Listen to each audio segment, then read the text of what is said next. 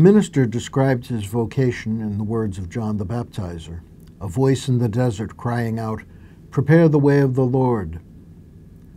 That is a description not only of the baptizer's vocation, or the minister's, but of the vocation of every Christian. We are all meant to be voices in the desert, calling upon the world to prepare the Lord's way. TV nature shows teach us that the desert is full of life, color, beauty, and documentary makers.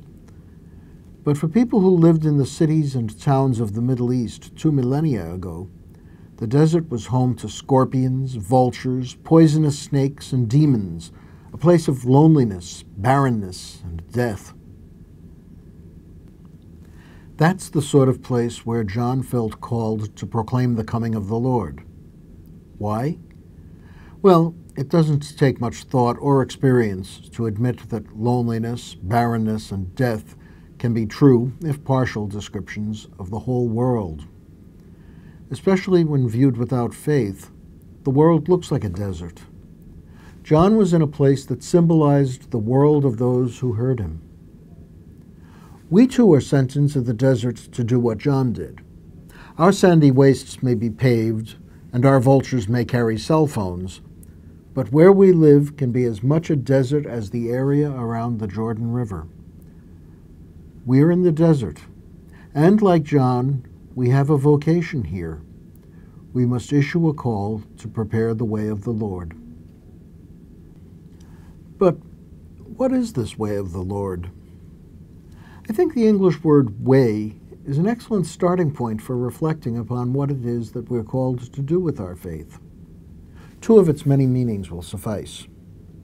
The first meaning, the one Isaiah used, is a road from one place to another. A way has a starting point and a goal toward which one heads. To prepare the way is to make sure the road is ready for travel. Ways are defined by where they go. Where are we headed? The object of our journey is the full, uninterrupted, unweakened, and unending experience of the love of God. We have to name it, so we call it heaven. Jesus called it the reign of God. So, preparation of the Lord's way, to which we call our fellow desert creatures, is preparation to experience the love of God. Since we learn best by doing, we invite, challenge, and offer opportunity to our fellows to love and be loved. That's where the way of the Lord moves into a second meaning of way, a style of doing or being. The style of those journeying toward the Lord is characterized by certain ways of dealing with fellow travelers, love of friends and foes alike, justice in the biblical sense of taking special care to look out for the weak, and peace, not the mere absence of conflict, but an environment in which all can live as children of God. Since every human being is in the desert, since every human being is on the journey to the Lord, preparing the way is a vocation for all men and women, Christian or not. This is the reason we, the Church, have something to say about the way the world runs. Society, politics, economics, religion, the arts, the sciences are all subject to encouragement or correction as they aid or hinder preparing the way of the Lord. That's a big responsibility.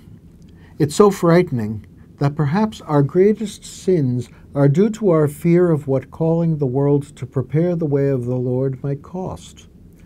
After all, John the Baptizer lost his head. Jesus was killed on a cross. What will the neighbors think? I need a lot more courage. Where can I find it? Courage comes from the conviction that I am not alone. We are a community of saints and sinners who call the world to journey toward the Lord, to live in the way of that journey. What is more, we journey with the risen Lord who called himself the Way. The place we really live our faith is not in a church. It is in the desert of our workplaces, our schools, our streets, our homes. There is no other place for the world to hear our call to prepare the way of the Lord, to join us on the way of and to the Lord.